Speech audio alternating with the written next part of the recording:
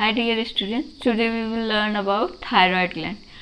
Thyroid gland को हिंदी में हम लोग अवटु ग्रंथि भी कहते हैं, और जो बच्चे यूपी बोर्ड से हैं वो लोग अवटु ग्रंथि जानते होंगे या नाम सुने होंगे।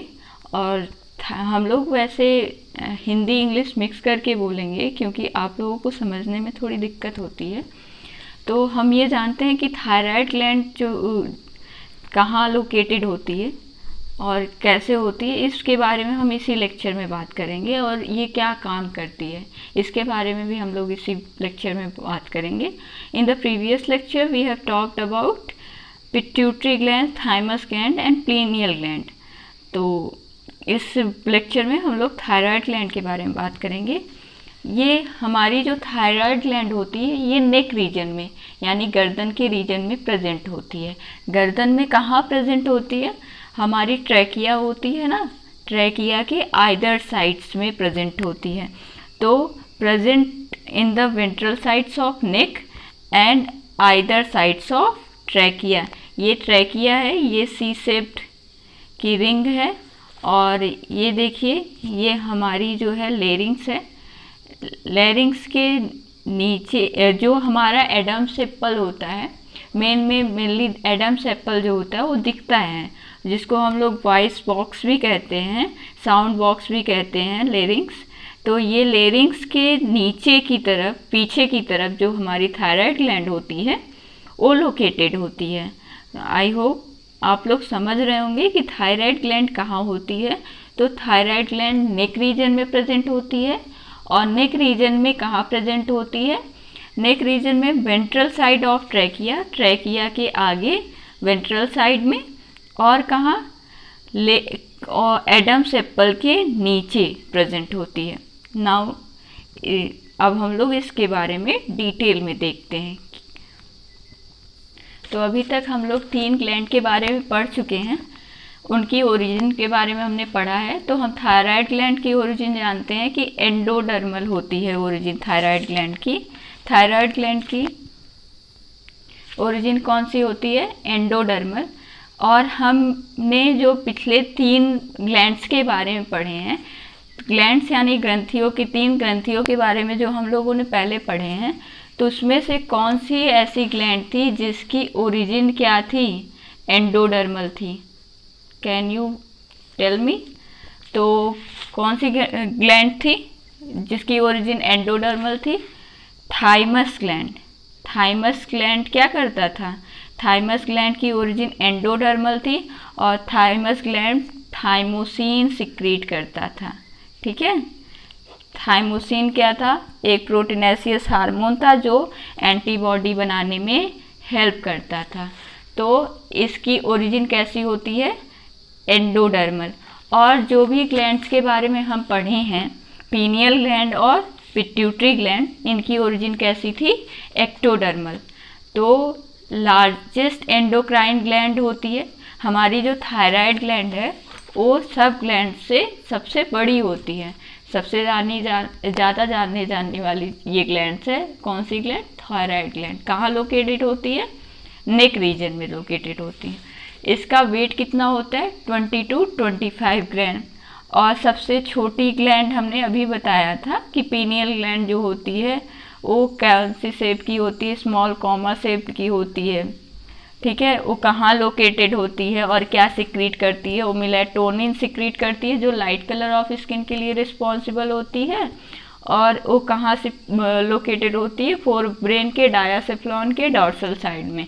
ये हम लोग पीनियल ग्लैंड के बारे में पहले पढ़े हैं ना, तो फोरब्रेन के डायासेफ्लॉन के डॉर्सल साइड में प्रेजेंट होती है। ऐसे ही हम और कौन से शेप की होती है? स्मॉल कॉमा शेप की होती है। और पिट्यूटरी ग्लैंड के बारे में हम लोगों ने पढ़ा है कि पी शेप्ड की होती है। और कितना वेट होता है पिट्यूटरी ग्लैंड का? 0.5 से 1 ग्राम। और थायराइड ग्लैंड का वेट कितना होता है? 20 to 25 ग्राम।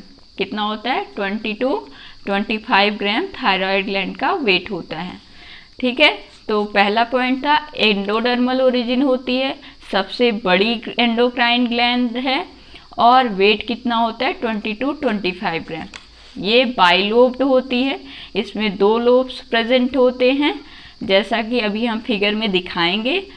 इसका शेप बटरफ्लाई तितली के जैसा या एच शेप भी होता है, इसको भी हम बताएंगे क्यों एच शेप का कह रहे हैं हम।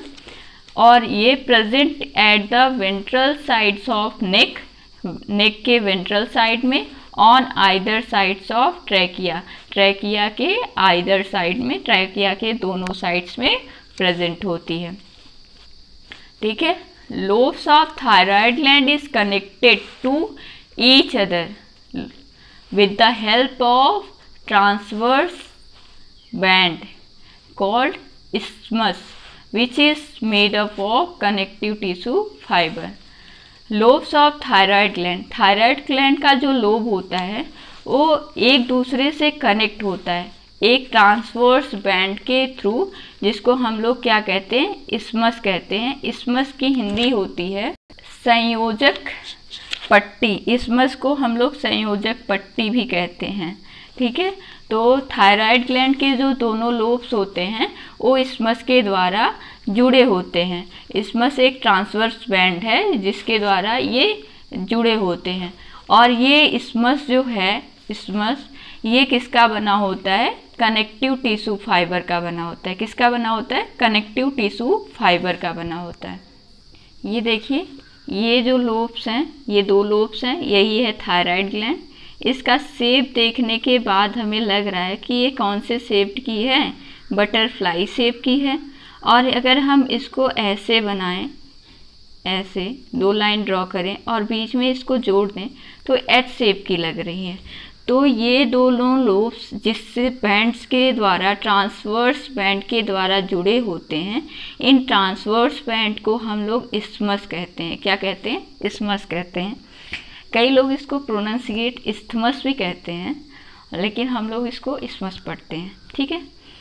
और इन्हीं दोनों लोब्स में, ये जो 2 लोब्स हैं, इसीलिए इसे बाइलोब्ड कहा जाता है। बटरफ्लाई के आकार की दिख रही है ट्रैकिया, थायराइड ग्लैंड, इसलिए इसे हम बटरफ्लाई शेप्ड कहेंगे, या फिर इसमें इस्मस की वजह से ये एच शेप्ड की लग रही है। एक दोनों लोब इस्मस से जुड़े हैं इसलिए एच शेप की लग रही है। इसका शेप हम लोग एच शेप भी कहते हैं।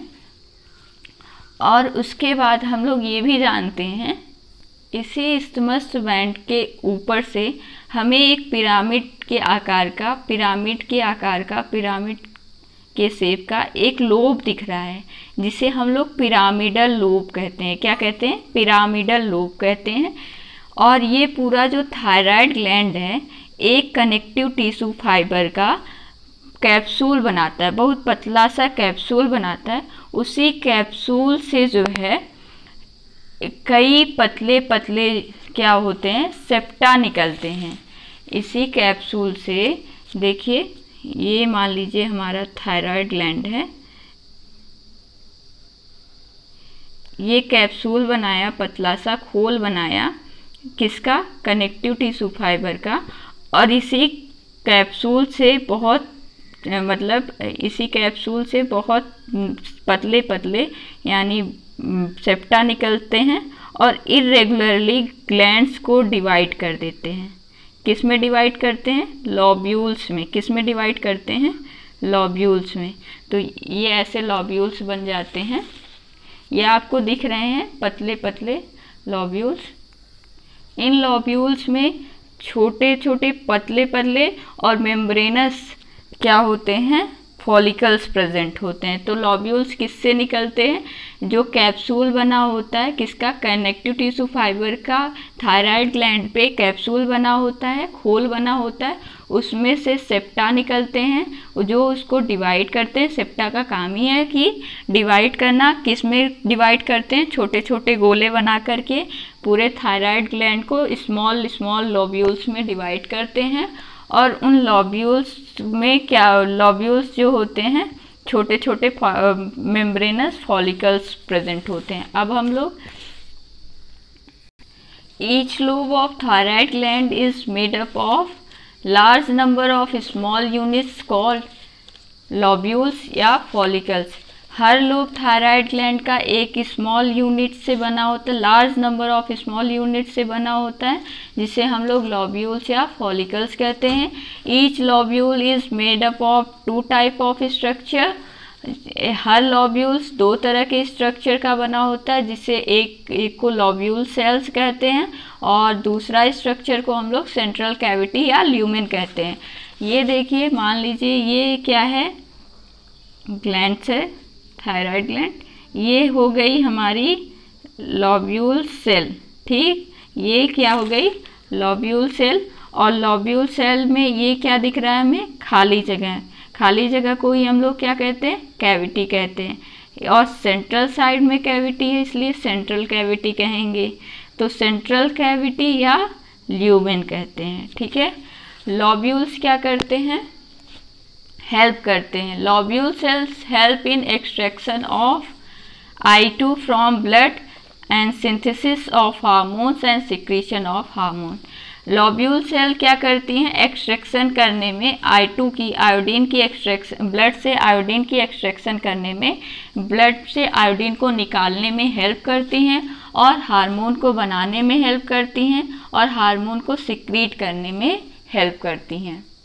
ये मान लीजिए 2 लोब्स हैं थायराइड ग्लैंड के, जो एक ट्रांसवर्स बैंड के द्वारा जुड़े हैं, जिसे इस्मस कहते हैं। और ये किसका बना होता है, कनेक्टिव टिश्यू फाइबर का बना होता है। और इसमें जो है हम बता रहे हैं कि कैप्सूल से सेप्टा जो है निकल करके, पतले पतले सेप्टा निकल करके क्या बनाते हैं, लॉब्यूल्स बनाते हैं। अब ये जो लॉब्यूल्स, मान लो ये लॉब्यूल्स को हम लेते हैं, यहाँ पे बड़ा करते हैं।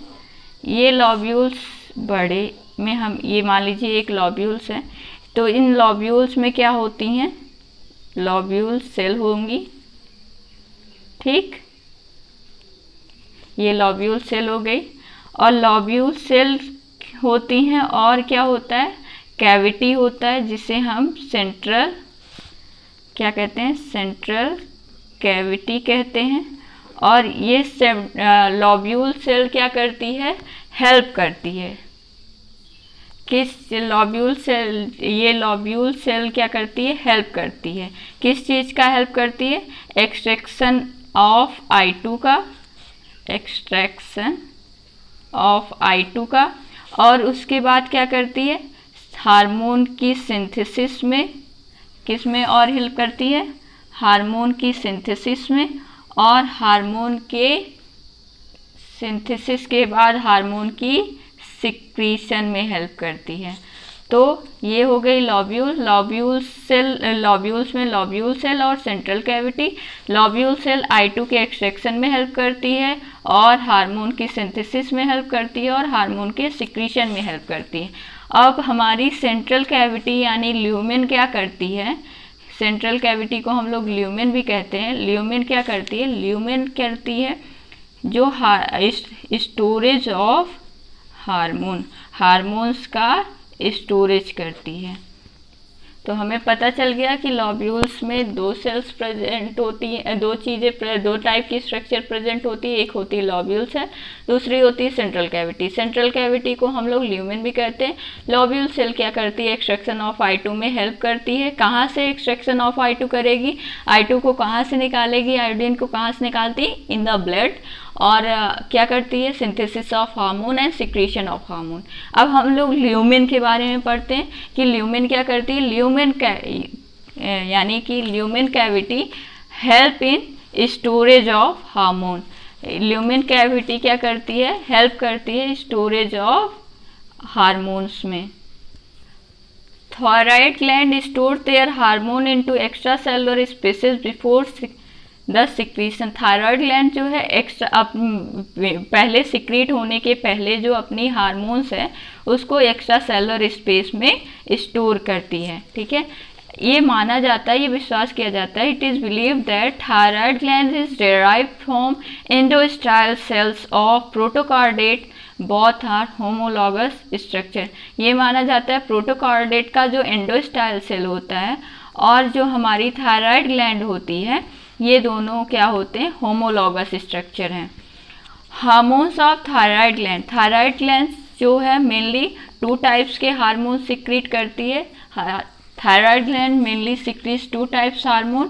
फर्स्ट इज T3 या ट्राईआयोडोथायरोनिन, T3 या ट्राईआयोडोथायरोनिन, जो कि होता है 10 to 35% प्रेजेंट होता है। ये लेस अमाउंट में सिक्रीट होता है थायराइड ग्लैंड में और ज़्यादा एक्टिव होता है। T3 या ट्राईआयोडोथायरोनिन कितने परसेंट प्रेजेंट होता है? 10 to 35% और सिक्रीट इन लेस अमाउंट और मोर एक्टिव होता है। इसके बारे में अभी हम लोग डिटेल में पढ़ेंगे, ठीक है। आगे T4 या टेट्राआयोडोथायरोनिन या थायरॉक्सिन, ये थायरॉक्सिन के बारे में तो हम लोग पहले भी पढ़े हैं ना, याद है कि नहीं? T4 या टेट्राआयोडोथायरोनिन, T4 को टेट्राआयोडोथायरोनिन हार्मोन या थायरॉक्सिन को हम टेट्राआयोडोथायरोनिन कहते हैं। ये 60 to 90% प्रेजेंट होता है और ये क्या होता है? लार्ज अमाउंट में सिक्रीट होता है लेकिन ज़्यादा एक्टिव नहीं होता है। लेकिन यही थायराइड ग्लैंड का मेन हार्मोन है। थायराइड ग्लैंड का मेन हार्मोन कौन सा है? थायरॉक्सिन, ये पूछा जाता है। Hormones of thyroid gland are iodothyronine. जो थायराइड ग्लैंड का जो हार्मोन्स होता है वो आयोडोथायरोनिन नेचर का होता है, यानी वो किसका बना होता है? अमाइनो एसिड टायरोसिन का बना होता है। हमने जब हम इस chapter endocrine system chapter start कर रहे थे तभी हम हार्मोन्स का लेक्चर लिए थे। हार्मोन्स के लेक्चर में हमने बताया था कि जो हार्मोन होते हैं वो 4 तरह के जो है वो क्या सिक्रीट करते हैं? 4 टाइप के नेचर के होते हैं। 4 केमिकल नेचर हार्मोन्स का 4 तरह का होता है। तो पहला हमने प्रोटीन हार्मोन बताया था, दूसरा स्टेरॉयड हार्मोन और तीसरा हमने कैटेकोलामिन हार्मोन बताया था, चौथा आयोडोथायरोनिन हार्मोन बताया था। और हमने जब बताया था कि जो स्टेरॉयड हार्मोन होते हैं वो किस लेवल पे काम करते हैं? जीन लेवल पे, यानी न्यूक्लियस के अंदर जाके काम करते हैं। तभी हमने बताया था कि जैसे जैसे स्टेरॉयड हार्मोन काम करते हैं वैसे वैसे जो उसी के जैसा फंक्शन आयोडोथ्रोनिन हार्मोन करता है, ठीक है। तो उस समय हमने बताया था कि आयोडोथ्रोनिन हार्मोन जो है I2 का बना होता है और अमाइनो एसिड टायरोसिन का बना होता है और ये हार्मोन्स थायराइड ग्लैंड के हार्मोन हैं। तो आप लोगों को याद आ रहा होगा, नहीं याद आ रहा है तो कोई बात नहीं, आप लोग वो लेक्चर जाके पहले देख लीजिएगा, ठीक है। Term thyroxine was given by E.C. Candolle. जो थायरॉक्सिन टर्म है उसे E.C. कैंडोल ने दिया था। कब दिया था? 1914 में। कब दिया था? 1914 में। बाद में जो है 1927 में हैरिंगटन एंड बार्जर ने जो है इसके मॉलिक्यूलर स्ट्रक्चर का पता लगाया था। वो नहीं पूछा जाता है, लेकिन जो टर्म किसने दिया था E.C. कैंडोल ने, ये पूछा जाता है। वो जो हैरिंगटन और बार्जर थे उन्होंने 1927 में मॉलिक्यूलर स्ट्रक्चर का पता लगाया था। Iodine is present in each body cells but large amount of iodine is present in the cell of thyroid gland। Iodine जो है हर बॉडी के सेल्स में प्रेजेंट होता है, लेकिन लार्ज अमाउंट में आयोडीन कहाँ प्रेजेंट होता है? थायराइड ग्लैंड में, सेल्स ऑफ थायराइड ग्लैंड, यानी लार्ज अमाउंट में थायराइड ग्लैंड के सेल्स में यानी लोब्यूल सेल्स में आयोडीन प्रेजेंट होता है। So thyroid gland is called reservoir of I2। इसीलिए I2 का रिजर्वायर, आयोडीन का रिजर्वायर किसे कहते हैं? थायराइड ग्लैंड को कहते हैं। Isotopes of I2 which is used for detection of thyroid cancer is I-131। Isotopes of I2 का जो आइसोटोप्स है जो थायराइड कैंसर, अगर थायराइड में कैंसर हो गई है उसको डिटेक्ट करने के लिए यूज होता है, वो कौन सा है? I-131। ये समझ लीजिए इतना इम्पॉर्टेंट है I-131 कि 1-2 बार नहीं, कम से कम 5-7 बार नीट में ही केवल पूछा गया है। तो आप लोग इसे ज़रूर याद रखिएगा कि कौन सा आइसोटोप्स जो है वो थायराइड कैंसर को डिटेक्ट करने में हेल्प करता है, तो है I-131। अब हम लोग फंक्शन ऑफ थायराइड ग्लैंड पढ़ेंगे। थायराइड ग्लैंड क्या करता है, normal growth of the body में हेल्प करता है, normal growth of nervous system specially brain में हेल्प करता है। आप लोग आयोडीन का प्रचार टाटा नमक में देखते ही होंगे, तो वही है, जबकि टाटा नमक बहुत अच्छा नहीं है लेकिन आप खाते हैं, ठीक है। Normal growth of the nervous system specially brain. देखिए function of thyroid gland, first is normal growth of the body itself in normal growth of the body and normal growth of the nervous system especially brain में, normal developments of gonads, control metabolism of carbohydrate, fats and protein and controls BMR basal metabolic rate, energy formation, rate of heartbeat, इन सब को भी thyroid gland help करता है। Control Metamorphosis इन lower vertebrates में ये Metamorphosis में को कंट्रोल करता है। अगले लेक्चर में हम लोग थायराइड ग्लैंड के डिसीज के बारे में बात करेंगे कि कौन कौन सी थायराइड ग्लैंड से डिसीज होती है। Thanks student, take care of yourself, bye.